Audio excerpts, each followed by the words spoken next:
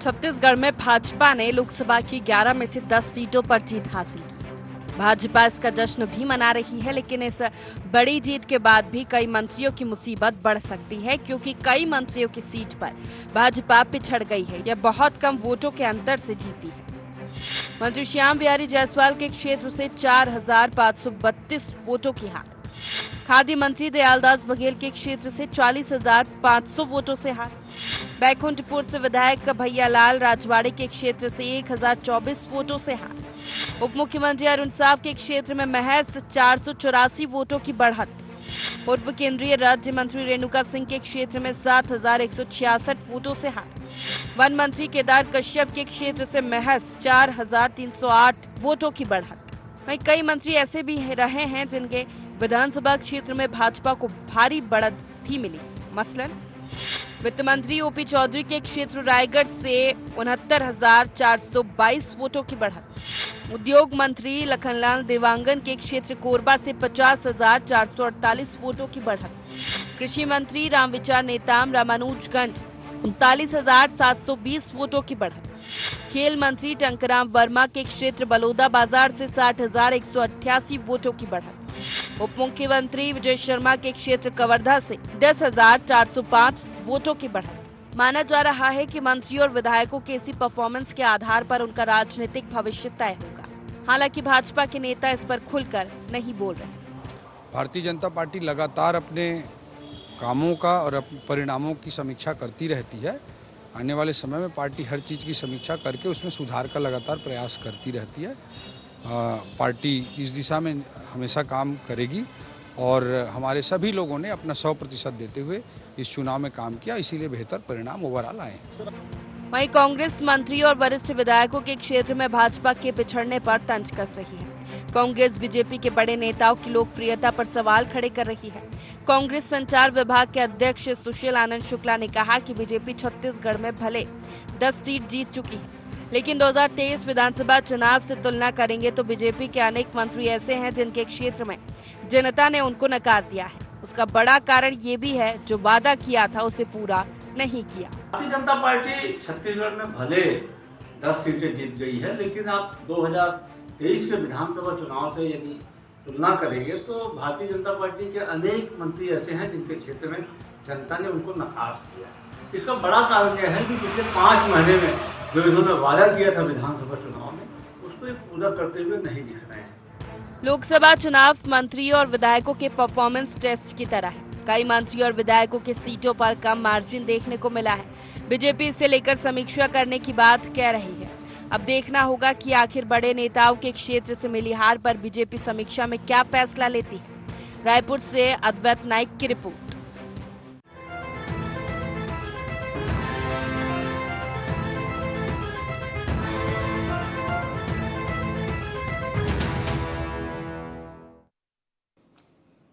नमस्कार, बहुत स्वागत है आपका। गुहार छत्तीसगढ़ देख रहे हैं आप। मैं हूं आपके साथ प्रशिता शर्मा। किसे सजा किसे इनाम। जी हाँ, लोकसभा चुनाव के नतीजों के बाद अब मंत्रियों के परफॉर्मेंस को लेकर चर्चा तेज है। भले ही छत्तीसगढ़ में 11 में से 10 सीटें बीजेपी जीत गई हो, लेकिन फिर भी संगठन खुश नहीं है, क्योंकि कई मंत्रियों के क्षेत्र में बीजेपी बहुत कम वोटों के अंतर से जीती है।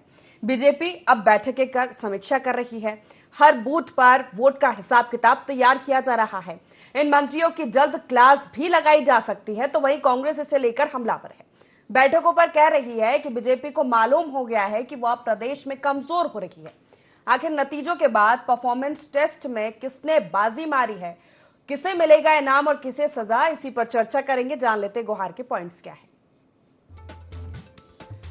बम्पर जीत के बाद भी मंत्रियों के क्षेत्र में क्यों पिछड़ी भाजपा? क्या सचमुच साय सरकार के मंत्रियों से खुश नहीं लोग? परफॉर्मेंस रिपोर्ट के आधार पर तय होगा कैबिनेट का स्वरूप।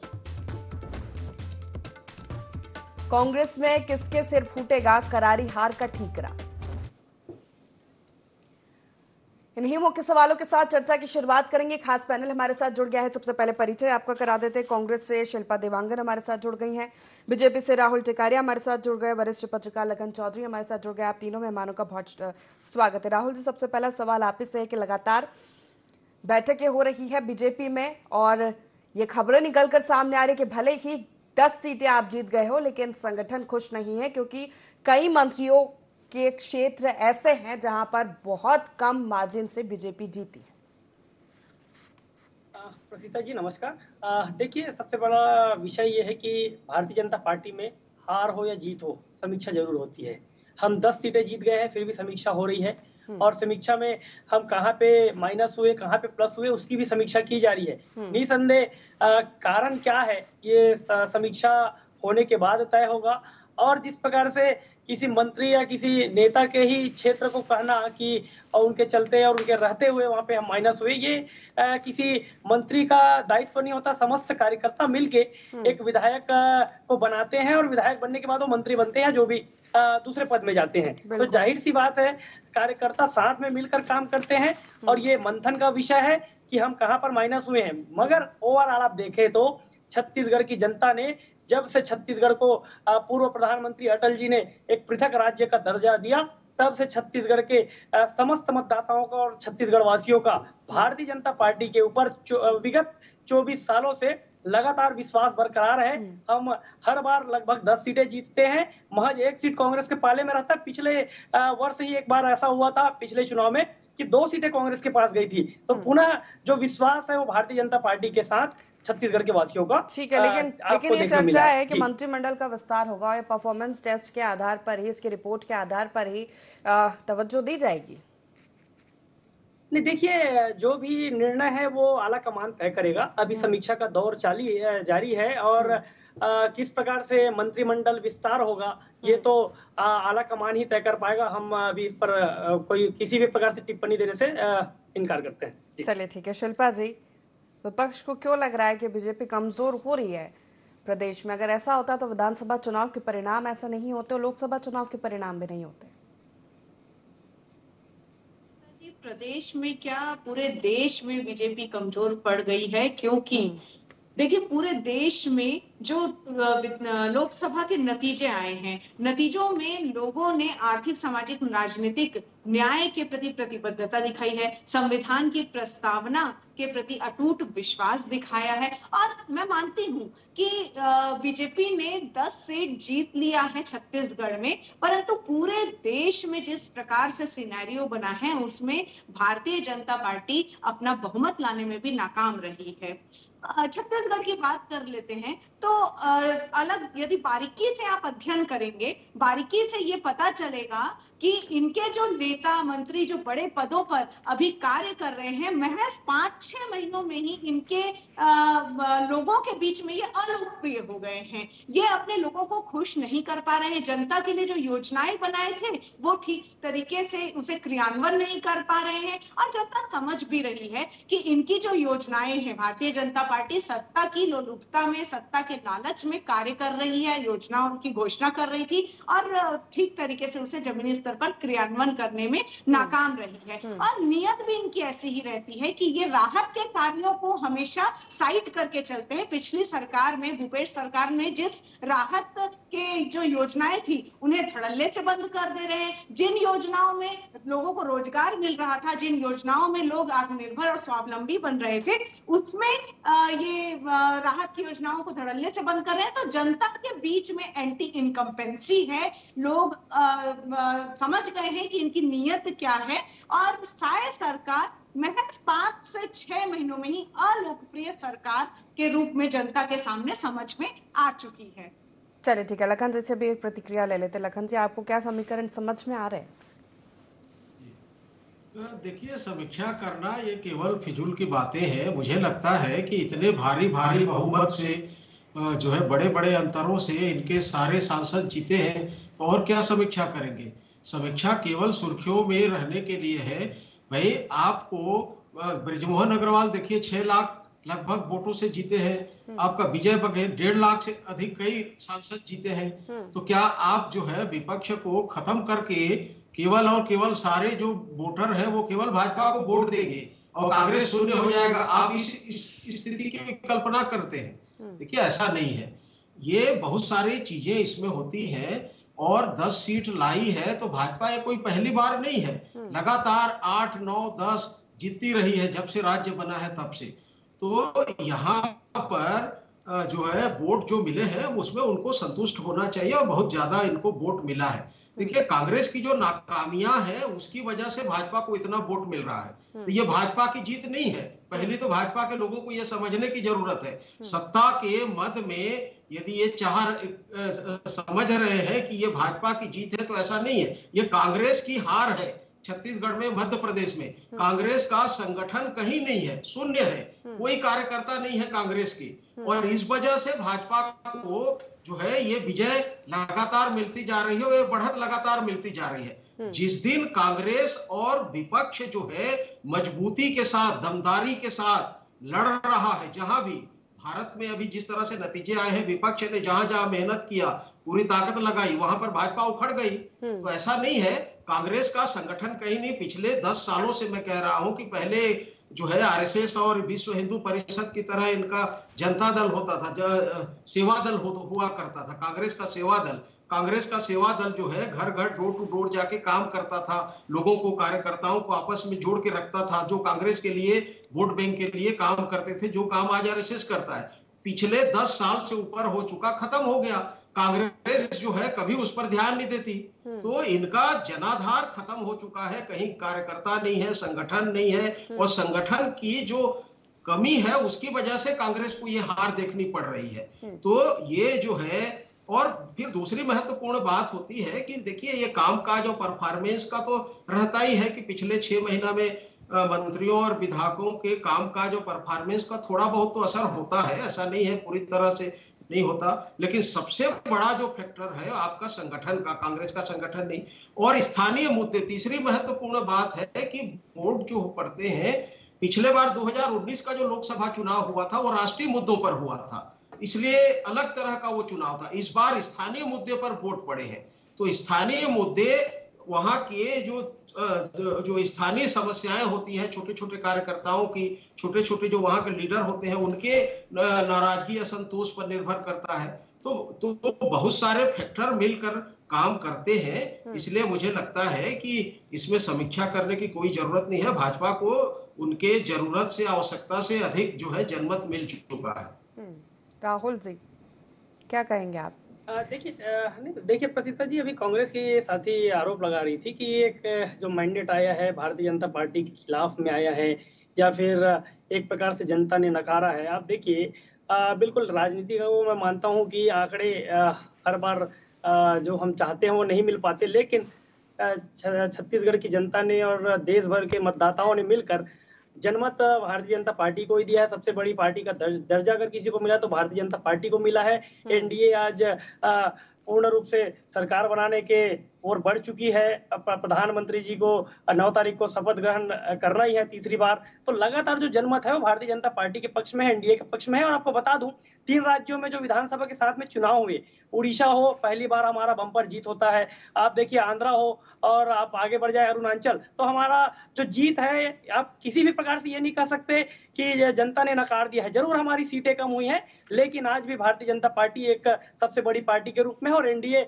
मजबूती के साथ में सत्ता में विराज हो रही है। जी शिल्पा जी, सीटें कम हुई है तो जनता ने नकारा नहीं है, तो और क्या किया है आप अच्छी तरीके से जानते हैं, और संपूर्ण भारतीय जनता पार्टी अच्छी तरीके से जान गई है कि जनता ने मोदी सरकार के 10 साल के शासनकाल को सिरे से नकार दिया है। आपने मुद्दों पर चुनाव नहीं लड़ा।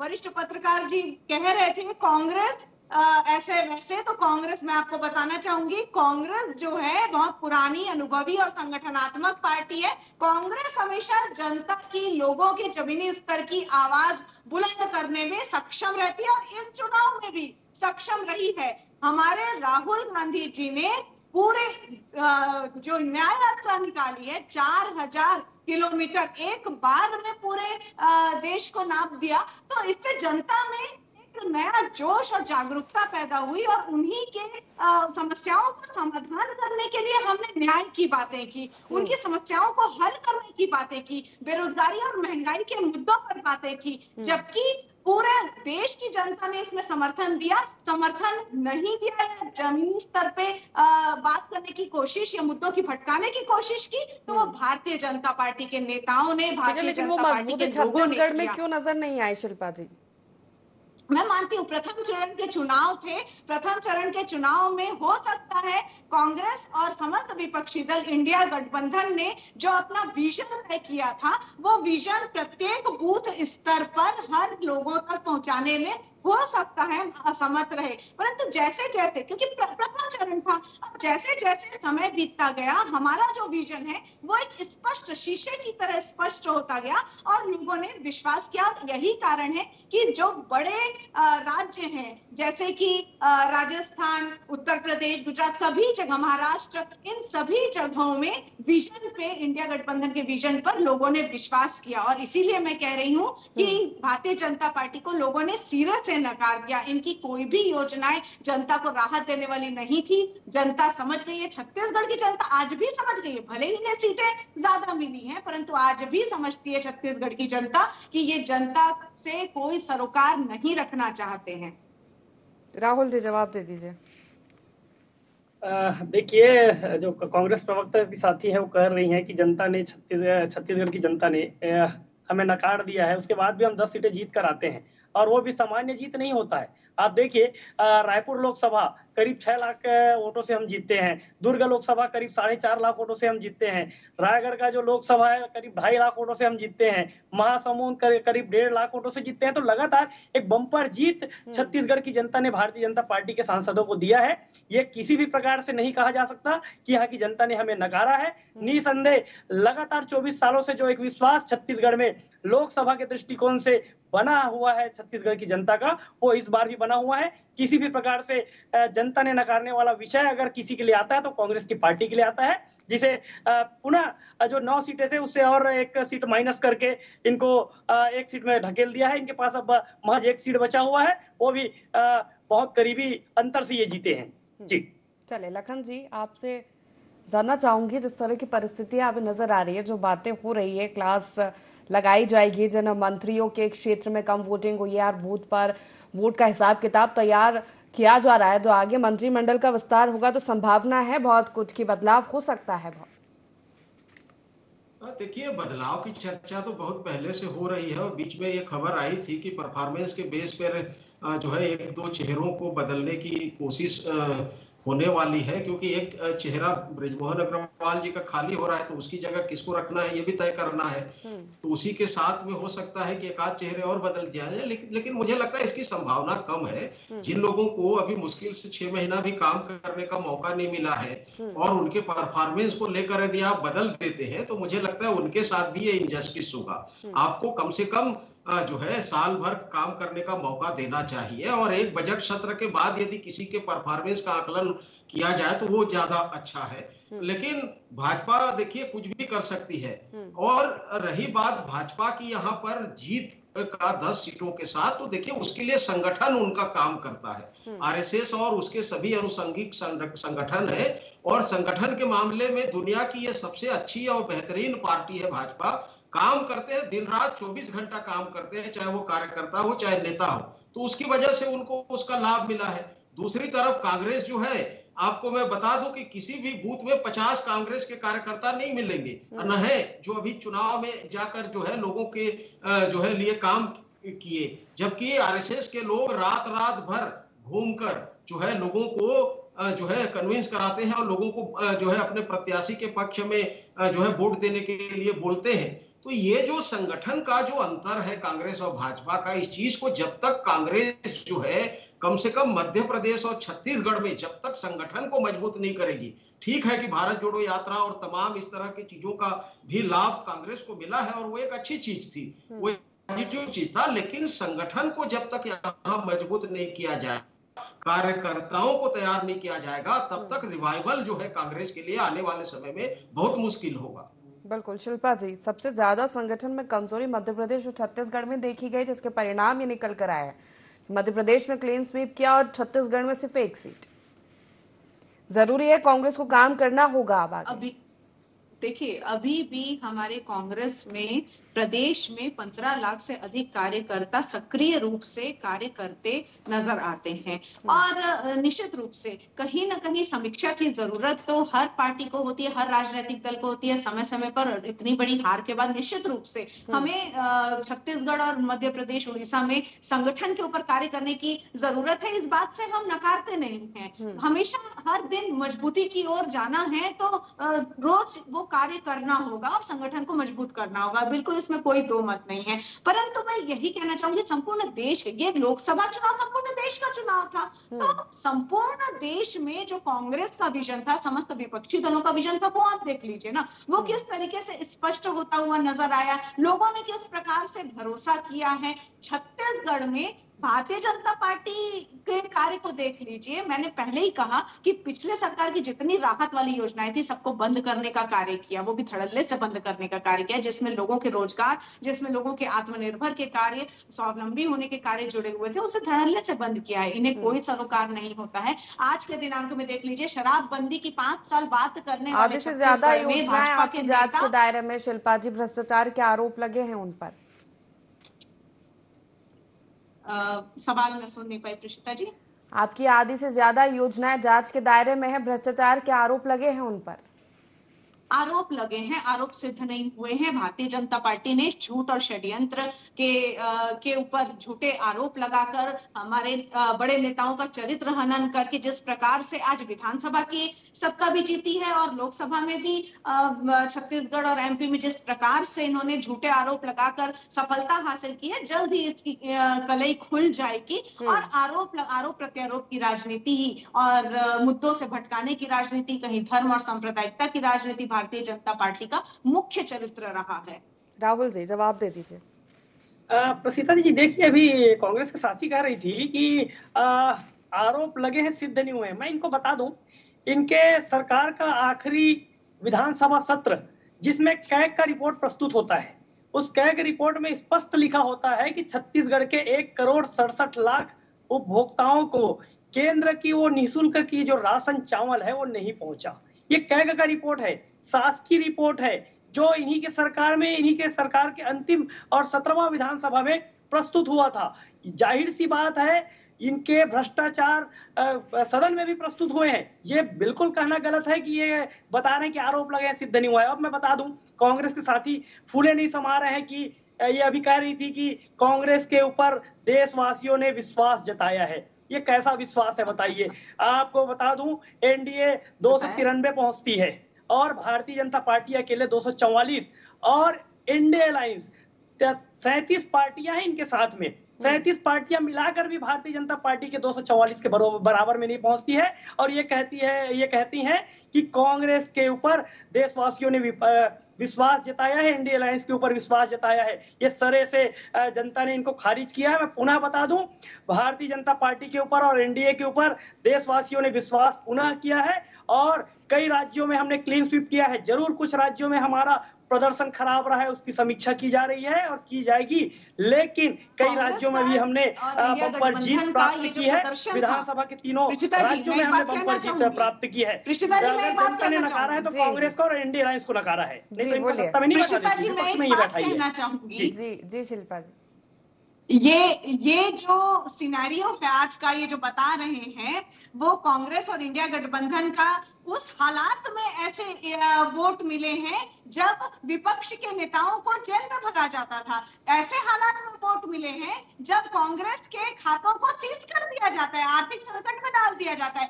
ऐसे हालात क्रिएट किए हैं जिसमें ईडी, आईटी और लाइन लगे हुए हैं राज्यों में, कहां से देंगे करके हमारे नेताओं पर जनता के साथ आपने विश्वासघात किया है। आपने कहा 4 तारीख को परिणाम आएंगे, 5 तारीख को खटाखट पैसे मिलेंगे। देखिए, उत्तर प्रदेश और कई राज्यों में लाइन जनादेश मिले हैं, तो जनता को धोखा देकर आपने सीटें छीनी है और जनता इसका जवाब बहुत जल्द आपको देगी। बिल्कुल, जनता बहुत समझदार है और जनता समय समय पर जवाब भी देती है। समय की कमी है। बहुत शुक्रिया आप तीनों मेहमानों का हमारे साथ इस चर्चा में शामिल होने के लिए। तो चर्चा कर रहे थे हम किसे सजा किसे इनाम, क्योंकि छत्तीसगढ़ में बीजेपी संगठन अभी भी संतुष्ट नहीं है इन परिणामों से, क्योंकि कई सीटों पर मंत्रियों के क्षेत्रों में वोट का जो मार्जिन रहा है वो बहुत कम मार्जिन से बीजेपी ने जीत हासिल की है। ऐसे में अब ये चर्चाएं चल रही है कि मंत्रिमंडल का विस्तार होगा तो उस पर प्रभाव पड़ेगा। परफॉर्मेंस टेस्ट की रिपोर्ट के अकॉर्डिंग ही आगे की चीजें बीजेपी करने वाली है। देखने वाली बात होगी छत्तीसगढ़ में मंत्रिमंडल विस्तार में अब किसको जगह मिलती है। तो फिलहाल गुहार में इतना ही। आप बने रहिए ND24 के साथ। नमस्कार।